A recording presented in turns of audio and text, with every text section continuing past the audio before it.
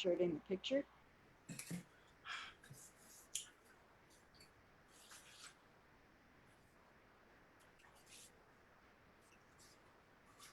We should be up live, Facebook. We should be. I always like to check on Facebook. You never know when I'm going to get Zuckerberg. That's true. That's true. So, Facebook people, this t-shirt is this person right here, him. He is the sponsor of the Comic Spot. He makes incredible t-shirts. He does incredible comedy. He's been around the country. His goal is to go out and perform for the troops around the world. So if you're a promoter or know anyone who does promote those shows, book this guy because he is the Marine of comedy. He's a retired Marine Master Sergeant. All hats off to him and hoorah to Kevin Davis. Kevin. Hi, Hey, Kevin. how you doing, love? Doing great. You're my real friend in real life. You've Yes. helped me with advice many times on many topics. We did comedy together in SoCal. That's a whole story.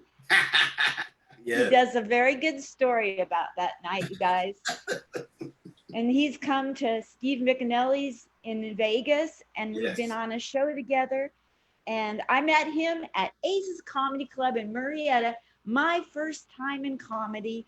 And I knew he was going to be a star. You guys, he's going to be a star. Watch this guy. He's zooming up the charts. I'm telling you. If Casey Kasem was here, he'd be on his butt. Let's talk to you, Kevin. What's going on? Well, we slowly, I don't know if we're really coming out of this pandemic, but we slowly coming out. And I was hoping that we were getting ready to go start doing some more shows. I'm scheduled for some shows. I did a show in Palm Springs last Friday, and we did the social distancing thing. So that was interesting. And then I've been doing these virtual comedy shows, but I'm not a big fan of the virtual comedy show. Let me be honest, man. Is this PG or is this R? Let me know. You can go any way you want. Okay, let me say this about virtual. I did about 3 virtual comedy shows. And virtual comedy shows are kind of like having sex with a blow-up doll. No, seriously, all the elements are there. It just ain't right. You know what I mean? You putting in all this work and ain't no sounds coming out. You know what I mean? Like, and that's the way I look at it. It's kind of like you just kind of talking in air. Like I'm sitting there looking at my mirror, and I know that I really embrace the audience. I really want to feel the audience. I mean, when you on stage, you hear clapping, you hear laughter, you hear boos, and depending on the club, you might hear a couple gunshots. You know what I mean? But I like that. You know what I mean? That's what I live for. So when you're doing virtual comedy, it's just kind of you like basically practicing, or you sitting in a chair like this. My energy doesn't come from the chair. My energy comes from me moving around, making eye contact, talking to people. So I'm done with the virtual life. I'm gonna go ahead. This Friday we got a real show, and then like I said, I had a real show last Saturday. So yeah, I'm excited now. I'm back. Good. Awesome. How has the pandemic been treating you? The pandemic, actually, I've been all right. To be honest, I've lost weight during the pandemic, which is surprising because a lot of people gain weight. But for some reason, one day I woke up and decided I was going to start intermediate fasting. So I started intermediate fasting, and I started walking 10,000 steps a day. And I feel 1,000, plus I'm diabetic, So I felt 1,000 times better than I did going into the pandemic. You know what I mean? So doing 10,000 steps a day and then the intermediate fasting has been working. Yesterday I got up, I ran 5 miles. What? That's cool. Well, that's how far I had to go before the girl's husband stopped chasing me. I didn't know she was married. You know what I mean? Gotcha. That's a setup right there. That's a setup. But no, I have been exercising. I feel really good. I'm down to. I got out the Marine Corps. I weighed 178, and right now I weigh 184. Oh wow! And that's me at 60 years old versus me at 38 years old. So my goodness sakes. Yeah, I'm happy. I mean, I got to say, I'm very happy with the pandemic. Has treated me not bad. I still kept my job because I work for the government, and we still have to. And I do editing for the troops, So we send TV shows over CBS, ABC, everything that you see, we send to the troops. So we Oh, still had to keep our job. We still had to keep that morale up. So it kept me employed. So I'm happy for that. Very thank humble you. for that. I'm so glad for you that you're with that network and that, you know, we probably don't want to say the name of the network, right? Sure. Armed Forces Television Network, AFN. Yeah, that's it, AFN, Armed man. Forces Network. Yeah. When we were in the military, that was our lifeblood. Yes. Gave In us the 80s, energy. yeah, in the 80s, we had one channel. I was there in 81 in Okinawa. We had one channel, and our favorite TV show, and I'm going to say this for the rest of the Marines, they know I'm telling the truth, was General Hospital. I'll be darned. Yes, we watched it religiously, right? And what was funny about it, we were like a year or two behind. So when we got back to the States, you know, Luke had already been with Lori and had a kid and all this stuff. We were just so messed up. But that's all we had. You know what I mean? Now we have 9 stations. And you get the television shows one day after they've aired in the United States. And you get Whoa. live UFC, you get WWE, you get the Super Bowl, you get the NBA, you get all of that now. And you get movies, you know? So it's grown quite a bit since the 80s.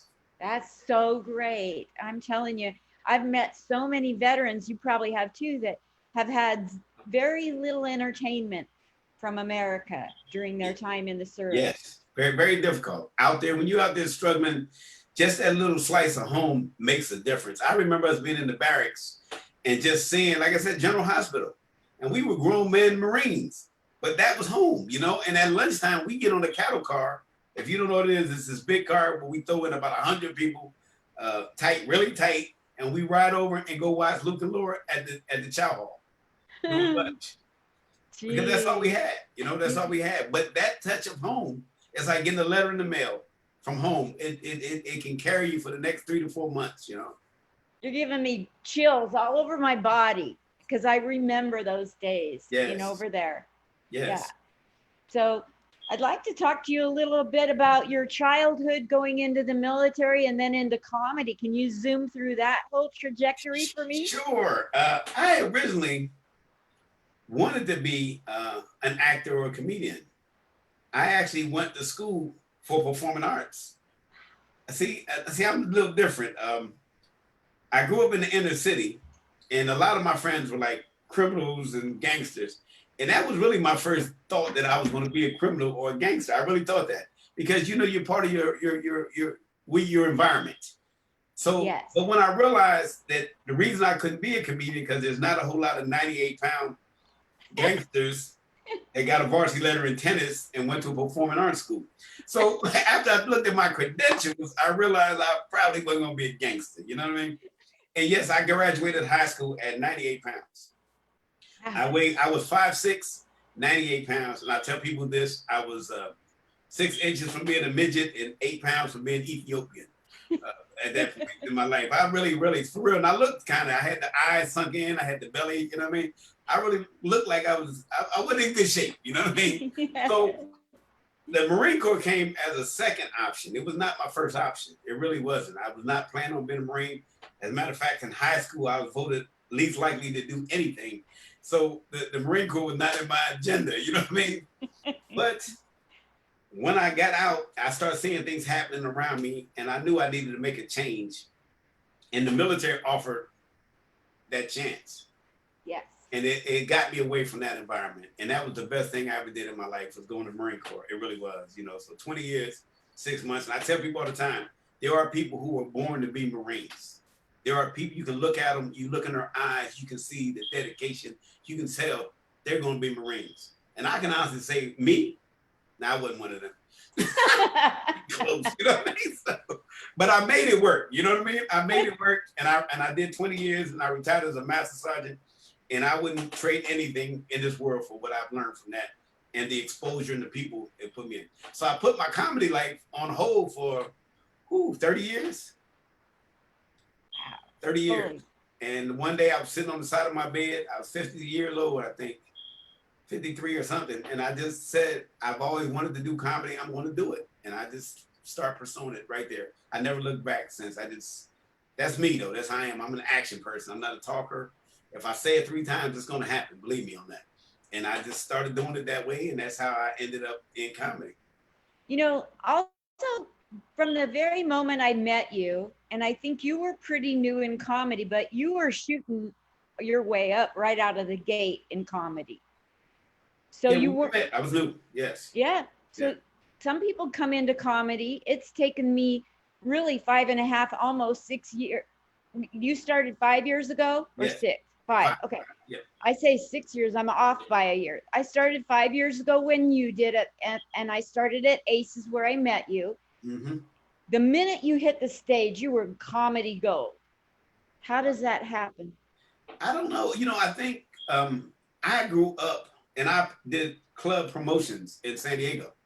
So it was a guy, a Marine Sergeant, a gunny named Bobby Law, and he's got a character called Mr. Cleophas, and he passed away a couple years ago. I mean, a dear friend of mine, also a fellow Marine, and I wanted to get into promoting comedy, and he was like my mentor. So he taught me how to promote and book shows, but I wasn't doing stand up. So one day, him and I were in L.A. and Michael Collier had this open mic, and Bobby was there, and he was like, "Man, go up on stage and do a joke." And I was like, "I don't know how to do this stuff." So I went up and did an old Red Fox joke, and Michael Collier, of course, called me out on it because he does everybody's jokes. So he's like, "Man, that's a Red Fox joke." I said, "I know that," and that was it. I never got back on stage to do comedy for the next, say, 10 years. And Bobby introduced me to a lot of comedians. So I got to watch Rodney Perry. I got to watch Monique. I got to watch Lonnie Love. I watched Nick Cannon at 12. I watched Gary Owen. I booked Thomas Ward, who opened for Eddie Griffith, Spanky Hayes from Wild 'N Out, Joe Blunt, so many comedians, T-Rex. I got to watch these guys. Tommy Chung, one of my favorites. I would watch these guys and not even knowing that I was absorbing what they were doing. So when I started doing comedy, I kind of had an ideal because my conflict though was the age I was and the experiences. Their experiences came from they were young and they were struggling. A lot of their stories came from that. For me, I hadn't struggled in 20 years. So it was hard for me to kind of almost try to relate those stories to me. So that was a conflict for me, initially, because I love the Richard Pryor style of comedy, but I also lived a different lifestyle, and I need my comedy to be real. I needed to be me. So that was that kind of a conflict. But by watching those guys, it helped me a lot. It absolutely helped me a lot. So how did you get over the hump of trying to incorporate stuff from your story into your comedy from your life? It took a while. It took years, to be honest. I would battle. I would go to like an urban club and I would struggle because I didn't think my comedy was urban enough. I was more, suburban style comedy, but I love urban because that's where I came from. So how I found that happy median is just understanding what jokes work and where and how to deliver the jokes. That's the difference. Like when you go to like a comedy store or a punchline or something like that, the audience many times are set up punch, tag type, audiences. When you go to an urban club, they're more into the personality. They're into the delivery. They'll laugh at the delivery if the delivery's funny enough. So you got to know the difference between the two. And I watched, I think it was Charlie Murphy had a thing on and he was talking about when he struggled at the urban clubs because he grew up in the nice club because he was Eddie Murphy's brother. But when he went on tour with Mike Epps, he struggled really bad. He bombed. He said 5 places. I can relate. You know what I mean? I can relate. And I said, man, I'm him. I'm exactly what Charlie's talking about. And I think Martin Lawrence was at a show in DC and he came in the back room to talk to him. And he told him, you just got to be yourself before you start telling jokes. Let the people like you first. Let them get to like you. And those are the same jokes that he bombed with. Wow. He killed with. The difference was the people made a judgment that he's funny. But if you jump right into your set and you don't give the people a chance to say, is he funny or not? And those first couple jokes don't hit, it's a hard hill to climb. But if you just come out and you talk about being yourself or you talk about the environment, you're a comedian. You can come up with jokes off the top of your head and we should be able to do that. jokes are like balloons at the top. You know, we don't even need to pop them until we need them. So you can come out and you can look. You can look at the environment, the drive in, the flight in. There was funny stuff that happened the whole time. Just talk about it. And once he started doing that, man, Charlie Murphy's whole comedy changed. Wow. Yes, now, and I got that from him. Say that again. And that's what I learned. That's where I learned it from. I love that. Now I noticed you applying that principle when I watched your video at the Improv. You came out in such a gorgeous suit and you started dancing. Yes. And that's such a great way of loosening up the audience to know that you're funny, right? Yes, that's it. That's exactly what you want to do, because they don't know. They're going to make a judgment on you in the next minute and 30 seconds. So you got a minute, 30 seconds to impress, or you know, once you go down, it's hard to get back up. So when you come out, if you can have an icebreaker, like music or something like that, that can break the ice, they just get the people into learning who you are, then that's an advantage, because now they like it. They say, oh, Linda's funny. And now they're what? They're listening.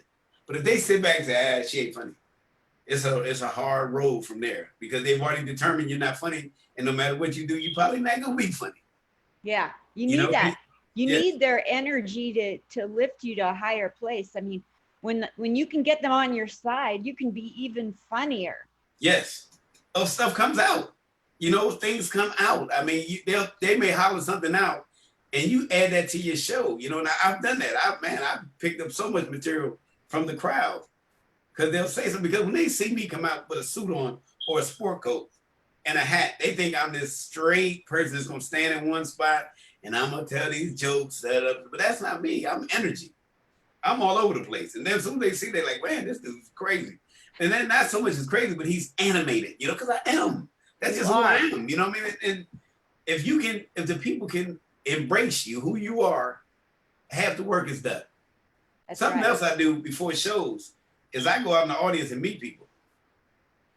I go to the audience and shake hands. I get people on my side before it starts. So when I get on stage, I know so-and-so and so-and-so, and I can put a name to a joke. I can say, hey, Linda, how many kids you got? And you would say, you know, now the people are listening like, hey, you know, this guy took the time. Or something else I do is I localize my jokes. If I go to Fresno, I'll find a city in Fresno that fits one of my jokes. Or I'll find a barbecue stand or a food place. And the people are like, wow, this guy knows our area. And after every show, I promise you, somebody will come up and ask me, how'd you know about Fresno? Or how'd you know about this? That's so cool. That's what it is a lot of times us comics get on stage and we say things we want them to laugh at, but you're taking it to a whole nother place. Yes. So you're getting them to know you're crazy, funny, animated before you even start talking. Yes. Yep. And you're making your material far more relatable than most of us other comics by the things you just said you do in your act. Oh, yeah. It's as simple as getting to the comedy show early, checking out your area, and asking questions. Just ask a couple questions. Say, what's the worst city around here? So when you're up north, okay, so down here, if you're in the high desert, Barstow's a great, Hesperia, great cities to talk about. But people down south in San Diego don't know that. So you can't use those cities there. So in the Inland Empire, San Bernardino works. When you're up in Fresno, East Fresno is perfect. Oakland, you know what I mean? Pittsburgh. I mean, you got to do your little research. Goes a long way. Absolutely. A little research. That's it. Ask a few key questions like, yes. What's the funniest thing going on in town right now? Or that's right. What things are people afraid? What's the worst area in town? There it is. I need to know that, because I'm going to definitely target that.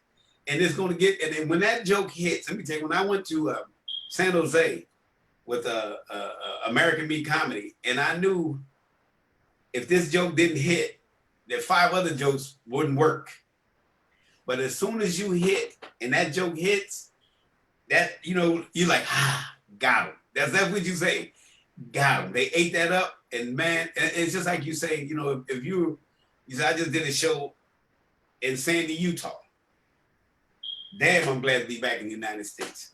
Okay. Well, Sandy, Utah, you don't even have to know. You just know Utah, right? And you hear Sandy, Utah. Now, nobody heard of Sandy. I've been there. And like I say, if Disneyland is the happiest place on earth, Sandy, Utah got to be the whitest. You see? So stuff like that is what works, because I went there and I experienced it. And when I went to Utah, it was so fun. And I try to do stuff. Something else I tell you, this is a little tricky. I do public transportation for two reasons. I do it because it's always experiences. And the second reason, I'm cheap. Okay. So when you take public transportation, guaranteed jokes. I promise you, you will get jokes before that show. And in Utah, they don't have a homeless problem. They got a homeless transportation problem, because the homeless people ride the public transportation. So they chill out on the public transportation. Wow. And they just ride for hours, right? So I get this, I got to go to Sandy from Salt Lake City, and I got to take transportation. It's 27 miles, but I'm okay with that because it was only $3. So I'm riding, but I don't know where to get off. So I asked this guy, and he was homeless, and I said, hey man, where do I get off at? You know, where's Sandy at? He says, get off on exit 26, grab your Uber, you'll be there in 6 minutes. I said, oh, thank you, my man. I said, where you get off at? He said, 6 o'clock. Oh my gosh. He didn't even have a location. He just did it by time, right? He said he could do transfers twice, you know, but he could ride for like 7, 8 hours. Wow. It was insane. So that's the stuff you learn. So when I get on stage, I can talk about that. And that was a joke that just came that fast, you know, because he said that. I didn't have to make that up. I didn't make it up. I said, where you get off? He said, 6. Is this a job? You know, like, is this a job? He was sitting, he had a little area, had his headphones on, and you know, they was in the back, like chilling, right? Okay. But that's what I think is important, though. If you can localize your jokes and just spend a little extra time to figure out some things, you can definitely get their attention quick and get them on your side. I think that helps. I think going early, shaking hands, meeting people, showing them your personality before you get on stage. So then you're on stage and you're comfortable. You see people you met that know you, that are they're for you. They want to see you do good. That's so cool. I've heard comics get on here and say that they'll go around and meet people, but not tell them that they're the comic. Oh, that works too. That's a good one.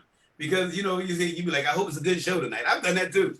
I have no problem with that. Yeah, I hope they're good, man. And then they see you like, hey, I was talking to that guy. So yeah, either whatever your angle that works is cool. But it's hard if they got a poster with your picture on it, okay? It's hard for me not to be the comic. If you sit there, I'm standing beside the poster, and that's me, and they're like, is that you? Like this weekend in Palm Springs, everybody came in and said, hey, you the comic tonight. You know what? Okay. You know, can I take a picture before I got on stage? So they already knew it. So it depends on the scenario. If your picture ain't up, you can get away with that. But if your picture's up, it's hard to say. Right? Yeah. Yeah. Well, let's talk a little bit about the fact that you were a club, where you were a booking promoter, club promoter. Yes. And then comedian. So skills that you needed, skills you used, skills that transferred, skills that didn't transfer. Can you speak to that a little bit? From being a promoter to being a comedian? Yeah. Okay, the first skill to transfer from is communication and negotiating with comedians to do your show. And what nights you're going to do it, how far they got to go, all that kind of stuff. Well, that transfers right over, because now when I'm talking to a promoter, I understand his limitations because of what my limitations were. If I'm doing a Monday, Tuesday show, I know there's not a big budget. I know that. So I'm not going to ask for that much. Let me know what you're paying and we negotiate. So that definitely transferred there. Another skill that goes from promoting to being a comedian is promoting. Promoting yourself, marketing yourself. Who markets you better than you? Nobody. So anybody's show I'm associated with, I promote it. You'll see me on Facebook. You'll see me on Instagram. You'll see me create a promo. You'll see me create a flyer. I do all of that stuff. If I'm with your show, I'm promoting your show because I'm also promoting me. So that's one of the big things I learned is how to promote yourself. Now, remember back in the 90s, we didn't have like Facebook and all that junk. This was hustle time. You had to get on the street and give out flyers, put them on cars. You had to do that stuff. We were real hustlers. And I think we've lost a lot of that because people are too dependent on Facebook and Instagram. Whereas you still need to get out and shake hands and get face to face with people. That's what really gets people in. Granted, you still got to do the social networking thing, but you got to get out and shake hands. That's big to me. Yeah. See what other skill transfers. Those two are the big ones to me. I can see that. Yeah, for promoting, because promoting is still promoting. Even Chris Rock has to promote his shows. Even Dave Chappelle promotes his shows. Whether you realize it or not, they're still promoting their shows because there's an expectation of how many people are coming to those shows. And if they don't get those numbers, then they don't get the booking again. That's how it works. So from that perspective, I understand what you need to do. Something else I learned that I try to give to promoters is you never count your door for the money you need to pay your comics. Your comics got nothing to do with how many people come in that door. That's your job. Your pay should never be based on what you didn't do as a promoter. And that's one of the biggest things I try to tell these guys. I never, ever waited for the door to come to pay a comedian. I had the money in my hand. You got your money. Anybody to tell you, if you came to San Diego and New Vibe Entertainment promoted the show, I don't owe a person a dime. Nobody. That's awesome. I've never owed one comedian. I pay comedians in advance to do a show because they needed it. Wow. I've had comedians stay at my house plenty of times. Spanky Hayes and them will tell you that. They all stayed at my house. We were real friends. But what I don't like is when I hear a comedian or say that somebody didn't pay him because the door didn't do well. I got nothing to do with that. As far as promote, I'm gonna do my job. And if my friends show up, then they do. If my people show up, they do. But you're the promoter, you're the marketer. You're supposed to be doing this. If we agree to $250, then I get $250. I don't get $200. I don't get $150 because you didn't get the people you were expecting. You know, pay your people before the show. Put that money in their hand. Give them an envelope. There's some people out here to do it great. Sizzle C, who does clean comedy. When you do a show with him, you're going to get the envelope when you walk in the door. They give you right away. Wow. There's plenty of good promoters that do that. They make sure that you're square. So that all you got to focus on is being funny. But when you sit there trying to count people coming in, it takes away from your focus. Absolutely. So I did learn that. Yes. So in some regards, comics are always in a bringer status. It might just be an elevated bringer status. Exactly. And accept it. Embrace it. You know what I mean? Embrace it. Quit fighting it. Make it happen. Make it happen. Use the energy. Use it right. Every show's a bringer show. Every show is a bringer show. You need to bring people to spend money to drink so that we can bring comedians in there to tell jokes. That's right. If that doesn't happen, this ain't art. You know what I mean? Yeah. This ain't what we just observe. No, people have to participate. They have to spend money. That's what keeps comedy going. So don't fight the bringers. Now, if it's a blatant bringer show where you gain nothing out of it, why do it? Every show ain't a good show. Pick your poison. I've done bringer shows in the past because I wanted to get on stage. I understood it. I knew what it was. I didn't care. I'll get on stage, I'll do my thing, and I'll elevate myself to a point where I don't have to do these shows. But it depends on the individual. What do you want to do? And if the promoter is honest with you, make a choice. There you go. But don't take the show and then complain about being a bringer show when you knew it was that from the beginning.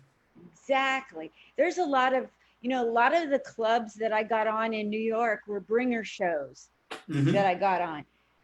But, you get out and hustle a little, find some strangers that are in New York and get them in the room, and you get to do comedy in New York City. Why wouldn't you want to do a bringer in New York? Right. And most shows during the weekdays are bringer shows. Okay? Weekdays are bringer shows. That's just how it works. They just hide them under different disguises. You know what I mean? Like, here's some free tickets. Bringer. You know what I'm saying? Here's $5 to get in. Bringer. You know what I mean? You're a comedian. You want to perform? Bring 10 people. bring her. You know what I mean? That's how it works. You want to do the Ontario Improv? Bring 20 people. Bring her. You know what I mean? So,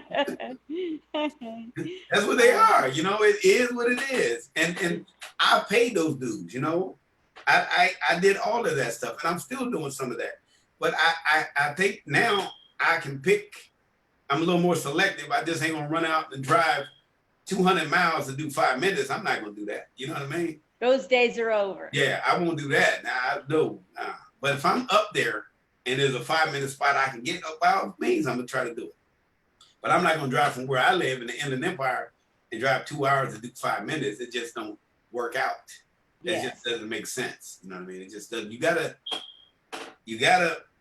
Somebody told me, I think it was 5 E's about that you should look at when you're trying to do, or 3 E's: exposure, expense, and it was one more E: experience. If those E's aren't met, then you really need to think about doing that gig, because everybody gonna say exposure, but how do you get exposure if you've done the same place 10 times? Expenses. If they're not paying you, there's no expenses. You know what I mean? And experience. You know, so if you can't get one of those 3 out of it, or 2 out of the 3, don't do the room. That's what I tell people. There you go. Who are some people in your life who have helped your comedy from the start? I know we both had Jerry Corley as a teacher. Yeah, Jerry Corley, man, was probably one of the best, because Jerry lets you be yourself. You know what I mean? He don't try to change you or nothing like that. He's probably the biggest inspiration for me from a comedy perspective. And then again, all the comedians that I used to watch growing up and that I booked and worked with. Now, and this is funny about comedy, to be honest, as much as you want to work with other comedians, a lot of comedians don't work together. Yes. When you find comedians that got a tight group, all those comedians are normally tight. But when you're writing your own material, it just takes you longer to develop it. I wish I could work more with more comedians hand in hand and just write together and work together. I really wish I could do that. But many times I've tried to put together writing classes or writing get-togethers, and it never happens. You know, so I really wish that I could do that. But my inspirations now, I like to watch. My old inspiration is Redd Foxx. He's my favorite. I read Bernie Mac's book. I love this book, man. Bernie Mac, 16 years before he was a headliner. A lot of people don't know that. 16 years. He used to do sometimes 6, 7 shows a night. That's how he got good. Wow. You know what I mean? Yeah. And you only get good by getting on stage. So personal inspirations, I don't have a lot.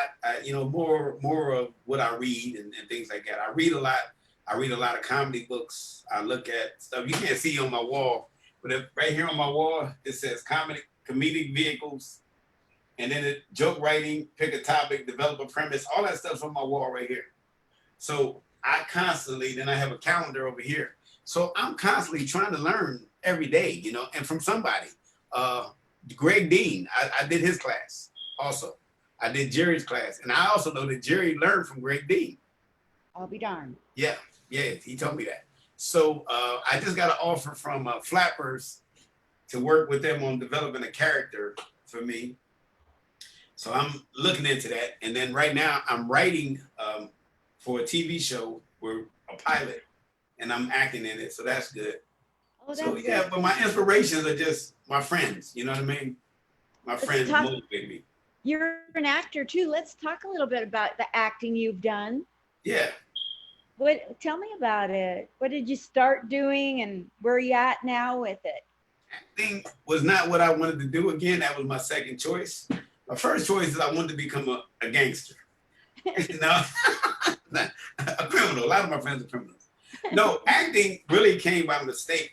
My friend Raheem Mitchell was an actor. And he always said, Kev, you're natural for it, man. You got to act. I said, nah, man, I'm trying to get better at comedy. I want to get better at comedy. I want to be great at comedy. Nah, man, you ought to act. You ought to act. So he was bugging me about it. He said, go on, casting and all that. Do all that. I said, man, I'm not doing this. Out of the blue one day, I'm in San Diego. I get a call from some fellow veterans that their lead actor fell out of the script. And they had to shoot in the morning. They had nobody else. Could I do it? Now, I've never acted in nothing, other than plays in high school because I wasn't performing arts, but I don't remember that. That's 40 years ago. So I jumped up and did it, and it was fun. And it was like the Pulp Fiction character. I was that guy. It was weird. It was super weird, but it was fun. So we shot for like 12 hours, and the bug hit me right there. So that Monday, I got on casting.com or whatever it is, and then I told him about it. He said, "Man, that's cool." So then I got a call, like in a week, to do a show. So I went and did it, and it was fun again. And then I got this Soapy Joe's commercial where I talked about my car, and that was a big hit. And they're still promoting that for 2 years now. What was the name of that one? Soapy Joe's Car Wash. Yeah.